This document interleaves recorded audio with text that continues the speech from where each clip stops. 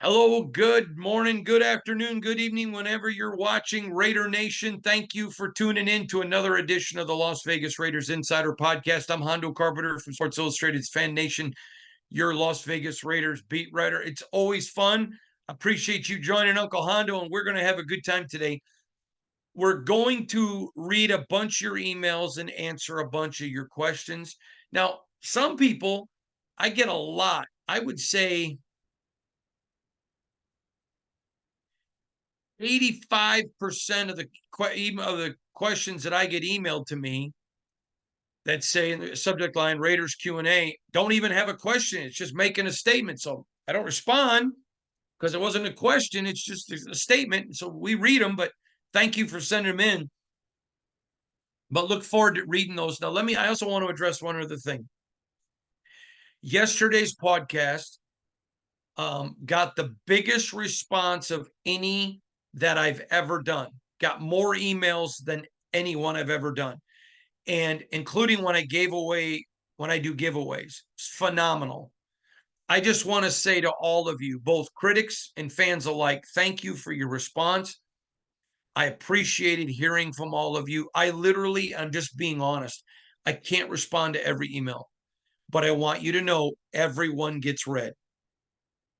The first thing we open an email, somebody's name's not on it, we delete it. Good or bad, we delete it because we don't know if it's good or bad. If somebody's not willing to put their name on it, we're not going to read it. But appreciate all of you, appreciate your response, and hope that you're doing well. So let's get right into the email tonight. Let's get our today, whenever you're watching. I am taping this late Monday night. In fact, some places it's already Tuesday. But let's get right on it. The first email comes to us from B. Allen, initial B. Allen. Says, you have mentioned in the past podcasts to the price of Justin Fields seem to be dropping. Being that the Raiders are looking for a veteran quarterback to add to the roster, and Justin Fields fits the mobility and ability that the team could find enticing, do you think it's a possible scenario where the Raiders could offer a 5th or 7th round pick, as well as a player that they are rumored to be moving on from, such as Hunter Renfrow, and mutually beneficial arrangement for both teams, but the Raiders are also killing two birds with one stone? Okay, I want to say this to B. Allen. It never ceases to amaze me when fans are ready to get rid of somebody. I'm not saying you are. You said the team was. But they expect everyone else to take a high price. Hunter is a wonderful man, good man, but his productivity, even after Josh Jacobs was gone, was not there. I shared with you, and I like Hunter, but I shared with you and talking to executives around the league and scouts that it just appeared he just had lost a step. He wasn't running as crisp of routes, and he wasn't as fast as he had been. Not saying he was a burner. He's not a Henry Ruggs, but it's one thing to have speed. It's another to be fast. There's a difference. For example, you teach your running backs, be slow to the hole and fast through it. Wait. Just okay. Hunter does not have speed, but he's fast. Now, before you say, well, look at you, fatty, calling him not having speed. I get my 40 time done with a sundial. I admit there's nothing close to speed for me or fast. So I'm not attacking his character. I'm just addressing the reality. Sure, you can offer a 5 or 7. You're not getting Justin Fields for that. I said before, I think a 3 is fair. It may cost a 2. Now, the Bears wanted a lot more than that, but they put themselves in a dilemma.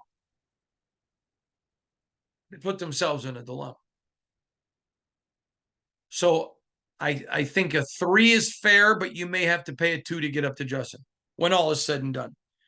Next one comes from Cameron Pedro. Cameron, one of my favorite card games is Pedro. It says, obviously, with his injury history, Penix should be ruled out as a first-round quarterback, especially at 13 overall. However, do you think the Raiders would be interested in taking Penix by either trading back or taking him late in the first or just taking him in the second round? God bless Cameron Pedro. Okay, I want to say this. Michael had great interviews at the combine. He looked great slinging the football, and he's a great kid. None of that is a concern. But the injury history, multiple injuries at multiple different things. So, for example, a guy can hurt a knee, and then maybe the surgeon didn't do a great job, so he's got to go back. And then he's got to go back for a third surgery to get scar tissue cleaned up. Multiple injuries in one spot can certainly be investigated and excused. But in multiple spots, here's the problem, Cameron. Too many teams, you see them every year in the top half of the draft for a reason. They don't know how to draft. This guy looks good. All right, I would say this to all the ladies. If you see a guy, man, he looks great. He's handsome. But he has a history of cheating on women. Is he really that attractive? Now, I'm not accusing Penix of any of that, but it's a fair analysis of something can look great, and a lot of people fall in love with the last shiny object. You've seen that with the Raiders a lot. They fall in love with something, and it doesn't work out. Why doesn't it work out? It doesn't work out because there are warning flags. It's just like Caleb Williams. He's going to go one. He's the most talented guy in this draft. It's not even close. But he's got more red flags than anybody in the draft. And so somebody's going to say, ooh, but he'll work with us. And he might. I hope he does. I'm not rooting against it. I laugh because somebody called me an ass and some other names because of reference things that I've given you from NFL executives and scouts. I'm sorry. If you don't like it, that's certainly go buy a team and pick whoever you want. Ron Wolf did that with the Packers when Brett Favre failed his physical. He says, I don't care. Sign him. I get it. But the good drafting teams understand you just can't miss. You can't afford to miss. Can't afford it. And I think Penix is great. If I'm sitting there with the Raiders' second pick and Michael Penix is there, I'm probably making that pick. I think he's a terrific kid. Now, I don't think he's going to be there. Why? Because there are enough bad drafting teams that will take a risk. But great question, Cameron. Appreciate it very, very much. Next. Hi, Hondo. I think Joe Flaco would be a good veteran fit for the Raiders.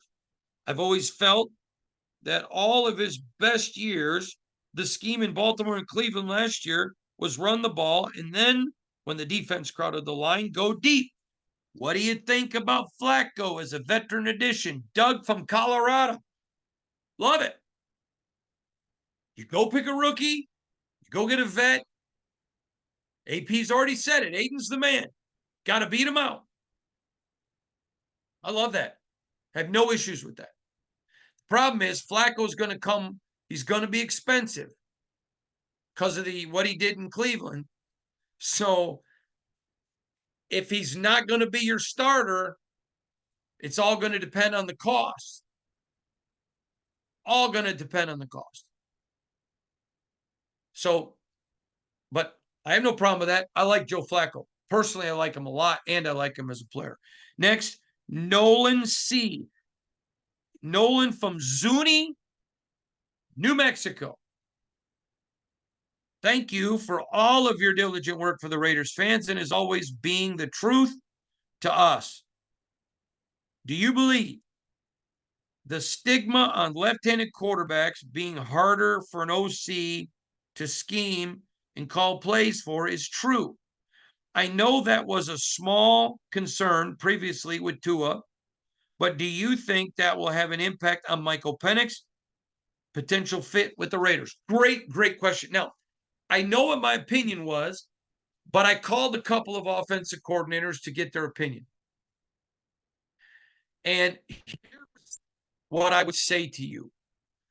The natural flow of game planning, like your left tackle, is always your most in tackle because most quarterbacks are right-handed. So you have to fix blocking schemes and make adjustments. Both told me for the right quarterback, no, it's not that big a deal. Here's the problem. The problem is if they're not the starter and somebody gets hurt and they come in, or if your starters right-handed get injured and then they come in, then you got to make some adjustments. That's the problem with it, is the adjustments on the fly. Because you want your team, most people don't know this, and I want to remember Nolan, most people don't understand this. Monday's no work. Tuesdays that come in, treatment, whatever. They only really work 3 days. They install the game plan, work on third down and red zone, and then some other ancillary things. Once the season gets started, there is not very much time to change anything. That is why last year I kept saying to people, you do not understand the depth of what Aiden O'Connell did and what AP did. No OTAs, no mini camps, no training camp, and they come in the middle of the season where they have to cut a bunch of the playbook out and they don't have time to really institute a lot. So that's the difficulty. If that's your guy, no, you just game plan for him. I think it was Steve Young was elected. And you just change your play and your flow. But again, both these guys said it's not a difficult thing at all unless you have to go to your backup and they're opposite throwing hands. So great question there, Nolan. Thank you for asking. Next comes to us from Brian T. in West by God, Virginia.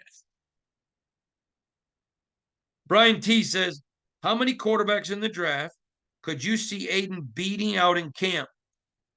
I feel like this kid doesn't get the respect he deserves. I think he could beat them all out. I think there's a couple who could beat him. And I think he could beat them all. Look at the last year's draft class, and he had the second best job. And if he had played all year, he could have beat C.J. Stroud. I know there is a certain fragment of Raider Nation that has just totally turned their back on Aiden. That's fine. You're certainly welcome to do it. I don't understand that mentality. I mean, your motto is just win, and going down the stretch, last 9 games, 9 touchdowns, 1 interception, went 3-1 in your conference, including beating Patrick Mahomes and Travis Kelce on Christmas Day in front of the nation, the entire nation, in Arrowhead. I'm telling you, fans can do whatever they want, but nobody in that building who is a coach or a player has given up on Aiden. And he is in that building busting his rear. He went right back there after the season, and he's been humping it, just going at it. And a lot of people are very impressed with how far he's come. A lot of people very impressed with how he's doing. Now, let's keep moving. After hiring Luke Getsy as the new Raiders OC, what makes the Raiders think this combination of Getty, but it's Getsy, and Fields will work in Las Vegas? It seems like this pairing experiment was already tried and utterly failed in Chicago. The 1.5 years that it was in existence was a disaster, with the Bears last in passing in 27th in 2022 and 27th when Getsy got canned mid-season from the Bucks. I mean, from the Bears. The data seems pretty damning. Do you see anything that could account to such a dramatic and miraculous turnaround if the Raiders do acquire Fields? Sincerely, Chris Park. Yeah, I've talked about this at length, Chris. I would really recommend that you watch the podcast every day. You have to understand, Patrick Graham looked terrible in New York because he had a boss. Aiden O'Connell against the Chargers the first time in LA looked terrible because he had a boss. And I've addressed this at length, so I'm sure you just missed those podcasts. But there is so much respect for Getsy, and him and Fields have a very good relationship. Getsy's Fields' irritation wasn't with Getsy. That's why he talked about, let me be me. It was not him at all. Getsy was a fall guy.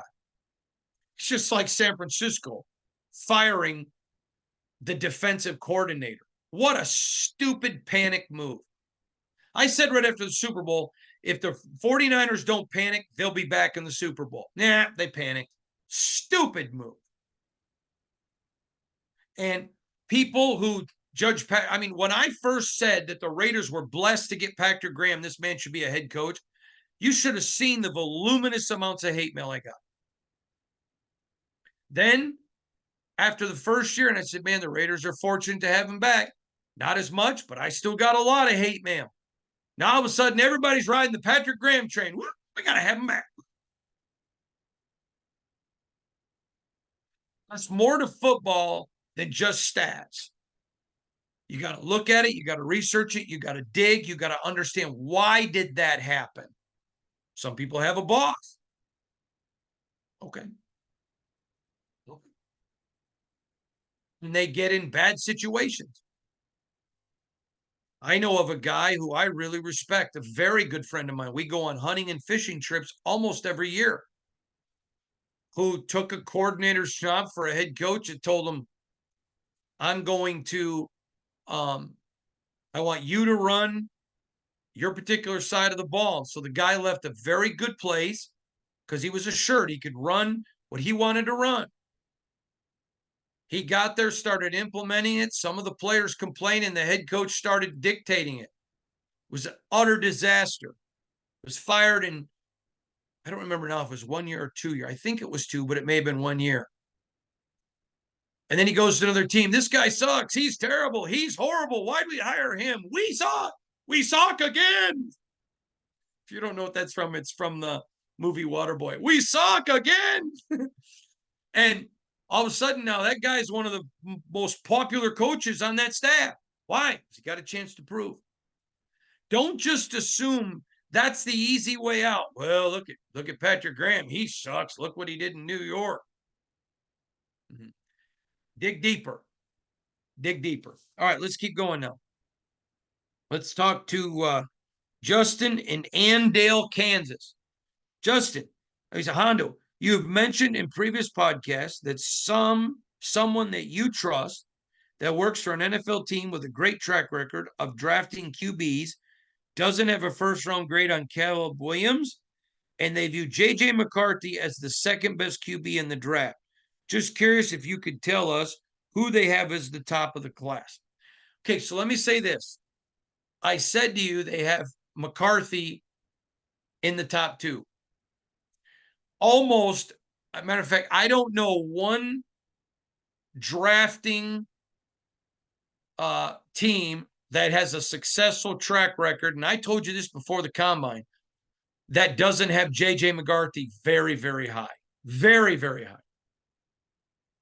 In fact, if you go back to my first mock draft, I made a comment in there because I had the Raiders taking J.J. McCarthy at their second round pick. I said I had one general manager, very successful drafter, tell me if the draft was today, this is where you'd get him. But come draft day, he ain't going to be anywhere near there. In fact, he told me we've got him at the top. I think J.J. McCarthy, um, obviously, Arizona's not going to take him. So if there's a team that wants to flip flop with Arizona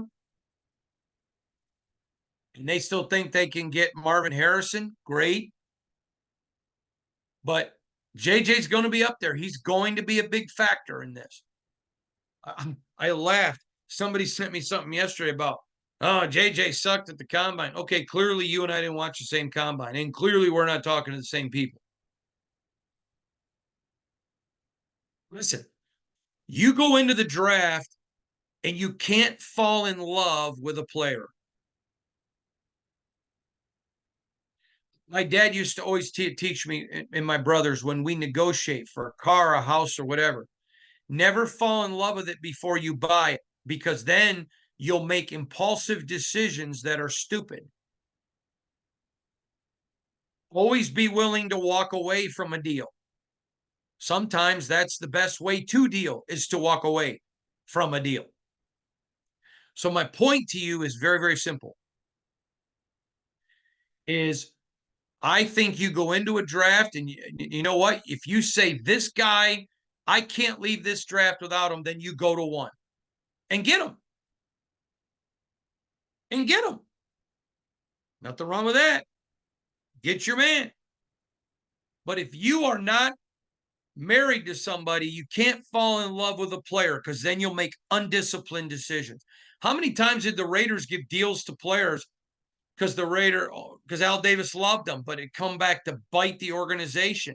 How many times did the Raiders make the decision for the shiny silver new thing and it failed? Josh McDaniels.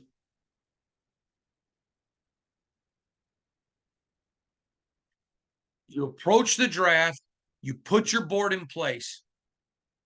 When it gets time to pick, if somebody's offering you something of more value than what you pick, you make the trade. If they don't, then you pick that player that you have on your draft board, and you draft your draft board by best players, but also by need. So if the Raiders' biggest need is an offensive lineman, great. Then you take them. If you've got enough guys, and the Raiders are going to have plenty of great guys to pick up at 13. Next one. Hondo, I recently saw a report about the Raiders trying to move up. Didn't you report this several weeks ago? Yes, I did. And told you several weeks ago. They were investigating all of the spots 1 through 12. And they are making sure they know the cost. So when they make the decision of what to do, let's ride. Yep, I did. Thank you for that. Next, George Titus. Do you think losing Coach Kennedy will backslide in the right running back room? I feel like he's such a good coach and he has helped several people break out. What do you think? First of all, Coach Kennedy is not just a good coach. He's a terrific man. He's a man of integrity. He's a man of character. He's a good man, a good one. Anytime you lose good people from an organization, it hurts. But I think the Raiders did a terrific job replacing him. And no, I don't think it's going to hurt the running back room. Next. Hi, Hondo. My name is Hector Rodriguez. Would like to give you a shout out from Chihuahua, Mexico. I have faith on our coach AP and Telesco. And if you think on the NFL draft there is a dude, you go get him no matter what. All right. I agree with you. There's a dude, go get him. If you think that guy's a dude, go get him. And I'll be talking more about dudes later as we get closer to the draft. For those of you that are new to our coverage, because we're growing exponentially, a dude is a term in the NFL draft that guy can't miss. So let me give you an example. Last year, Jalen Carter. Many had him listed as a dude. Him, Will Anderson, and Tyree Wilson were three guys. And the teams that draft well had C.J. Stroud in the dude category as well. There's only 4. Now, CJ wasn't universal because there were some teams, Josh McDaniels, that wanted Bryce Young. But the people I trust had those four guys as absolute dudes. Okay. But Jalen dropped off the dude list because even though he had all the talent in the world, he had the most red flags of anybody.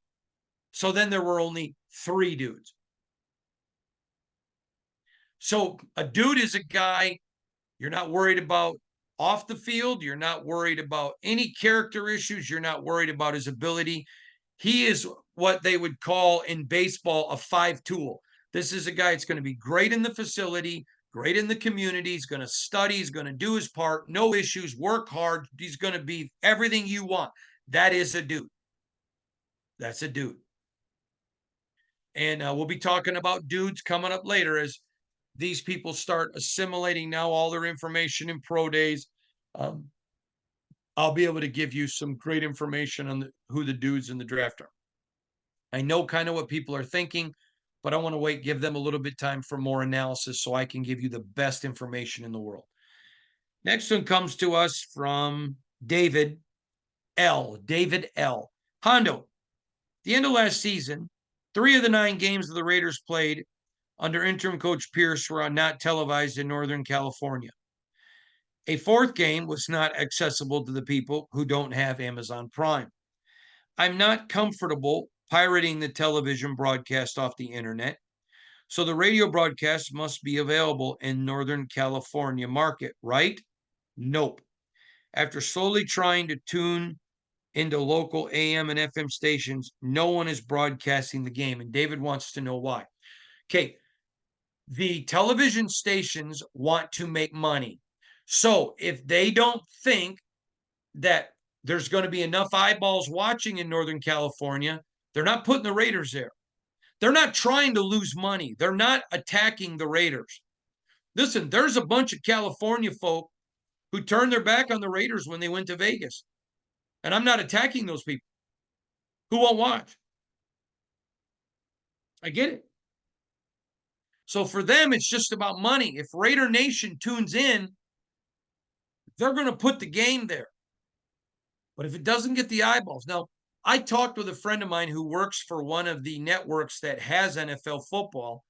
And I asked him, I told him, I said, it's private. You can tell me. Do you think they ever don't put games on to spite a team? And he looked at me and said, they are not. I want to pick a right way to say this. This is not going to be a quote. I need to clean it up a little bit. He said, they are not ticky-tack like the NFL. All about making money. He goes, we could care less. We're going to put the best game on that gets the most eyeballs. That's number 1. Number 2, there would be some stations in your city who might carry it if people would tune in. If you're a member of a Black Hole chapter, and if you're not, you should be. But if you're a member of a Black Hole chapter in NorCal, just go to a local radio station. Why don't you carry the Raiders? Here's a group of us that will listen. I understand the frustration. And do I think that the NFL does things to go after the Raiders? You better believe I do. But the networks don't, and they control that. And their whole motto is, show me the money. And I know that, again, because I have a very good friend that works in the networks. And I asked him point blank. And he told me, and he would tell me the truth. He would absolutely tell me the truth. So there you go. There are some emails that get you some great information. I hope that answers a lot of your questions. I'm going to begin attacking free agency probably on Sunday, maybe a little bit on Saturday, but probably Sunday and a lot on Monday. And we'll be all free agency next week. So excited about free agency. So remember, follow me on Instagram at Hondo SR. Follow me on X, formerly known as Twitter, when you go to at Hondo Carpenter. Go to si.com/NFL/Raiders for all of our articles. Also, click on the upper right-hand corner where it says newsletter, and you can get all of our newsletters. And we don't spam you. We only send you 3 emails a week, but it's with all of our articles, so you never will miss another piece of Raider content. You don't want to miss any of that. So do that. Additionally, if you don't want to look at me, and I don't blame you, I'm not an attractive man. That's why I shower with the lights off. But thank God my wife thinks I am. Or maybe she just thinks I'm a nice guy and she'll show me grace on the looks. You can listen on Spotify or Apple when you go to Las Vegas Raiders Insider Podcast with Hondo Carpenter. Now, there I do something special. Each day I do a second podcast. It's 4 to 6 minutes with something exclusive. Maybe I talk to a player or an agent. Maybe I got a tip. It's just something exclusive I want to send your way. Just a little reward to those who watch, who listen on that. I love talking to y'all there. Listen, from all of us to all of you, we're growing exponentially because of you folks. You're tremendous people. I appreciate you. I respect you. And I'm grateful for you. Thank you for tuning in. Thank you for listening. God bless y'all. We'll see you again tomorrow. It's going to be a great day.